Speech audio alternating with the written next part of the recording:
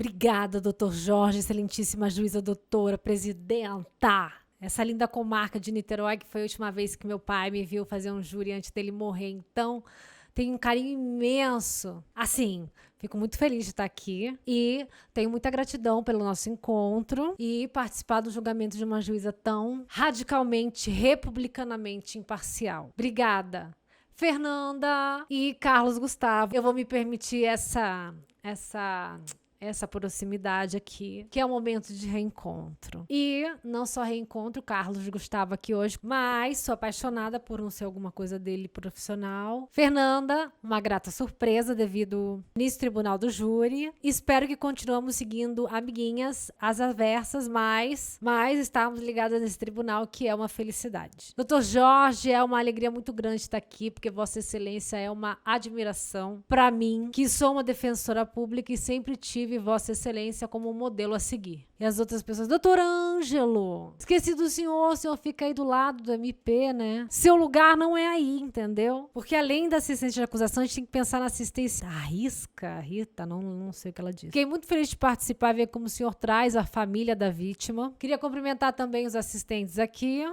E, senhoras e senhores jurados, meu nome é Renata, eu sou defensora pública desde 2002 e sou titular do júri da capital. Eu vim pra cá pra fazer o júri do Flávio, é a quem eu cumprimento agora, e ao Lucas também. E esse é, acima de tudo, senhoras e senhores jurados, um grande desafio. O que eu vou começar a falar com vocês agora, eu vou falar pra vocês, mas também há 3 pessoas a quem eu devo homenagear aqui agora, que são meus 3 estagiários que estão lá, escraviários, que eles ainda não conseguiram chegar na condição de estagiário ainda não, tá? Pra ser humano falta muito. Meus 3 escraviários, a Beatriz, a Amanda e o Léo, que toparam a aventura de pegar um processo de quase 27.000 páginas pra gente estudar. Porque é disso que se trata, senhoras e senhores jurados. E é isso que a gente precisa resgatar no atual sistema de justiça. É quando os operadores de direito vão fazer uma operação responsável. É sobre a sua ética no atuar e a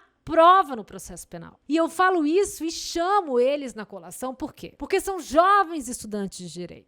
E porque precisam aprender a atuar com responsabilidade. Porque, senhoras e senhores jurados, o que eu vou falar a partir de agora é isso. É uma grande responsabilidade, é uma grande falta de respeito com o sistema de justiça, o que foi feito nesse processo. E o que Vossas Excelências vão ter que decidir aqui hoje é se o Flávio é ou não é responsável por essa falta de respeito. Eu vou explicar. Se o Flávio tinha condições de acabar com essa falta de respeito. Se o Flávio tinha o domínio final do fato. Então, senhores e senhoras jurados, o que a gente precisa é fazer uma análise de contexto. O que eu preciso dizer para vocês é que eu fiquei estarrecida aqui, eu devo confessar, com o depoimento daquela jovenzinha, a Roberta, que ele bate no surdo. Ele é uma pessoa do mal, uma pessoa do mal. Ele é a única pessoa que chega aqui e fala, o Flávio é uma pessoa do mal.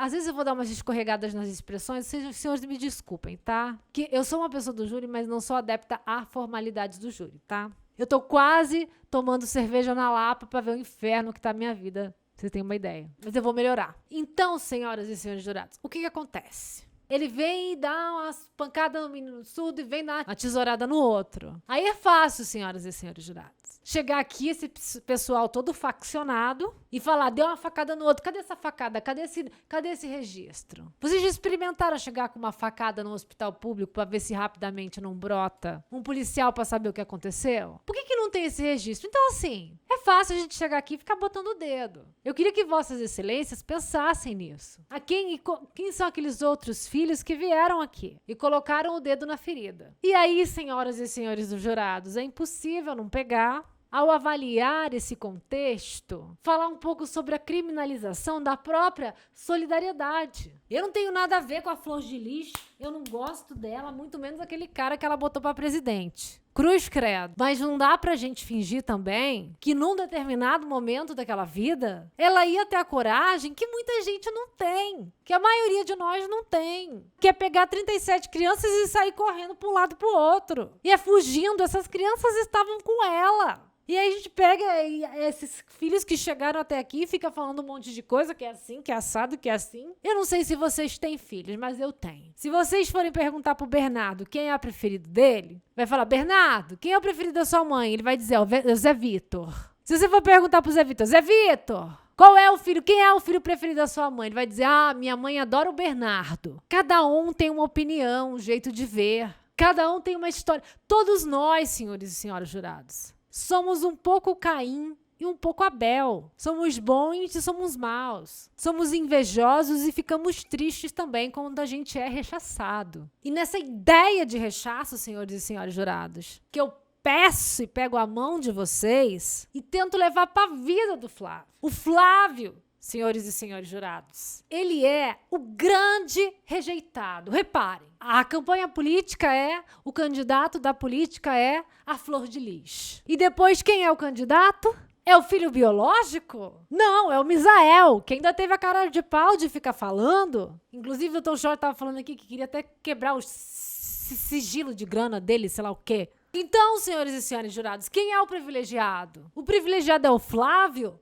Não! O Flávio, a própria história de vida conta que eu já tinha até rolado uma testemunha. É a tia dele que estava ali e foi embora. Eu até mandei ficar ali que não precisava, porque teve um momento que a Bárbara, ela chega e fala. Eu sentia nos olhos dele o quanto ele se sentia rejeitado. Vocês lembram que tem um momento que ela fala isso? Por quê? Porque consta que o Flávio, senhoras e senhores jurados, era o filho biológico da Flor de Lis. Consta que o Flávio, senhoras e senhores jurados, vivia com o pai e com a mãe, lá no Jacarezinho. Consta também que o pai e a mãe resolveram se separar e ele fica sozinho. Um filho adolescente, né?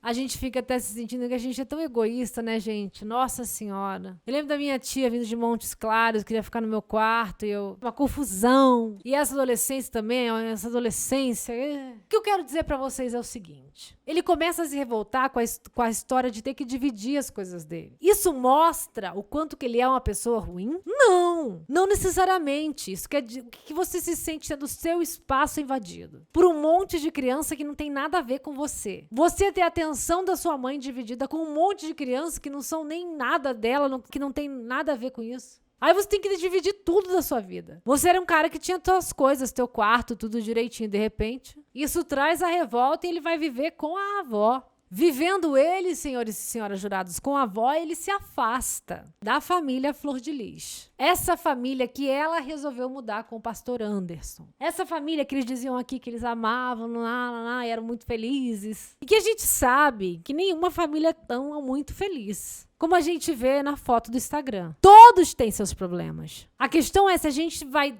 ver a dimensão dos problemas que a gente vai dar para essa família. Então, a gente tem o grupo dos filhos que não são privilegiados e o grupo dos filhos que são privilegiados. Eu acho engraçado, um adendo, que eu não moro em Niterói, mas sou uma pessoa de Niterói desde que eu tenho 4 anos. A gente tem casa em Piratininga desde a época que em Piratininga você pescava camarão na lagoa. Eu tomei banho na lagoa de Piratininga para vocês verem a minha idade. Olha de coisa. E aí, o que acontecia? Quando a gente veio pra cá, o meu pai... Por que eu tava falando de Piratininga? É porque você tem casa aqui. Ai, que às vezes eu esqueço, gente. Tem um pouco mole. Essa praia, não. Então, o que acontece? Vamos lá para esse outro assunto, depois eu volto. E aí, o que eu queria dizer pra vocês? Quando você tem essa história de vida, vou dizer a história de vida, ele é rejeitado, ele é afastado dessa vida.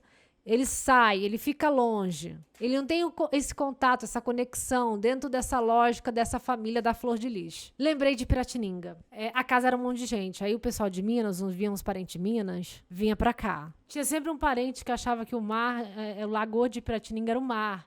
E a gente falava, o mar era outro. E aí o sonho da minha mãe era ter uma geladeira em casa, porque o pessoal chegava de madrugada e comia a casa inteira. Uma vez meu primo chegou de madrugada, comeu o camarão que a gente tinha lá e foi uma confusão. Enfim. Ou seja, um privilegia o outro, é uma questão subjetiva. E eu volto para o momento anterior, onde eu falo, a gente precisa discutir os fatos. Discutir o processo de uma forma racional. A gente precisa principalmente nós, defensoras e defensores, sejamos públicos ou privados, a gente tem que se apoderar disso. A gente tem que olhar para a prova, a gente tem que olhar para o processo e ver qual é a hipótese jurídica. Essa hipótese jurídica está sendo construída a partir dos fatos? Esses fatos estão devidamente comprovados? Quem que disse isso? Quem que disse que o motivo é torpe? O Ministério Público qualifica o fato. Qual é o fato, senhoras e senhores? Vingança abjeta. Qual é nesse sentido, os fatos que sustentam essa vingança abjeta? E aí a gente vai ter que olhar se realmente o estándar probatório que seja suficiente para formar a nossa convicção. Porque nós aqui corremos perigo, o tribunal do júri corre perigo. Porque eu sempre disse isso aqui, senhoras e senhores, o tribunal do júri não erra. Eu tenho muito orgulho de fazer parte do tribunal do júri por causa disso. E eu repasso na minha cabeça, será que teve alguma decisão injusta e eu não consigo encontrar? Senhoras e senhores jurados. Mas nós temos o dever de, para com a sociedade, de ter um mínimo de racionalidade na forma como a gente vai analisar agora. Uma coisa eu quero pedir para vocês, e aí vem a minha experiência de 8 anos de cadeia. Não foi eu que cumpri, não, tá? Eu estava no sistema penitenciário como defensora pública. O réu que está sentado ali, ele pode ser condenado a 150 anos de pena. Mas se ele entende que fez parte de um julgamento justo, ele vai cumprir a pena numa boa. Mas quando ele senta ali e ele acha que foi cometida alguma injustiça com ele, ele vai ser um injustiçado a vida inteira. Ele não vai se conformar. E isso significa o quê? Isso significa, senhoras e senhores jurados, que nós temos essa responsabilidade com a gente, com a nossa sociedade, com o sujeito que está sentado ali. Esse mínimo de racionalidade, senhores e senhoras jurados, é que eu peço a vossas excelências. Esse mínimo de racionalidade nos leva à obrigação de olhar os fatos que passam na hipótese de acusação. A hipótese de acusação é: número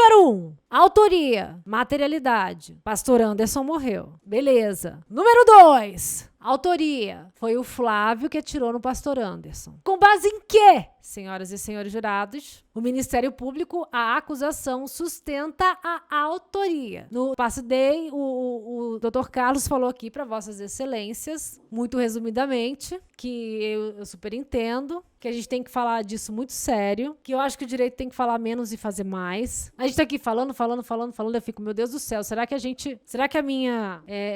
eu lembro do Paulo, que foi juiz, ele dizia, habeas corpus que tem mais de 4 linhas não servem, que daí você já não acredita. O Dr. Jorge estava contando nesse sentido. Então, vou tentar ser bem objetivo. Então, senhoras e senhores, a hipótese jurídica é baseada na acusação, trata-se da confissão feita na delegacia, e depois tem a confissão, a informação para o Misael, que disse que ele teria confessado, o Luan, que fala da história meu Deus do céu, da história das balas, das perfurações, e por fim, a questão de quando o Luan vai dizer, o Luan não, o gordinho sinistro, como que é o nome dele?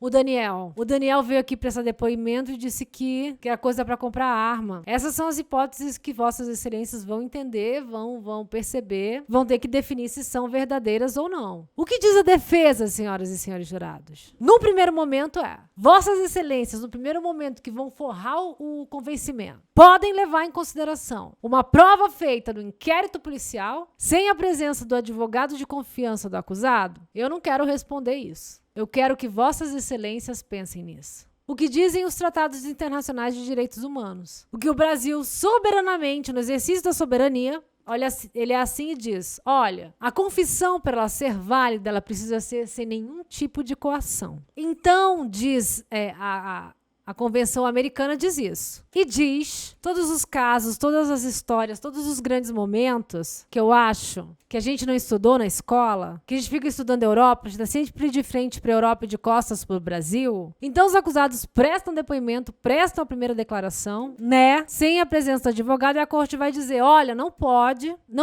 eles apanharam, não tem nada de apanharam, não tem nada disso. A coação pode ser de diversas formas, mas não é só sobre a coação. É sobre a condição da voluntariedade, da qualidade da confissão. A pessoa tem que se sentir livre. Naquela condição ali, senhoras e senhores jurados, se constatar falta de direitos humanos, o réu não estava totalmente livre. Momento número 1 é esse. Momento número 2, que é outra questão super importante, que eu gostaria de chamar a atenção de vossas excelências. Se vossas excelências não ouvirem, eu vou repetir, que já foi falado aqui várias vezes. As pessoas escutam 4 a 5 tiros, 4 a 7 tiros, mas nós temos quase 30 perfurações. Aquela beça, ela entra e fala ricochete.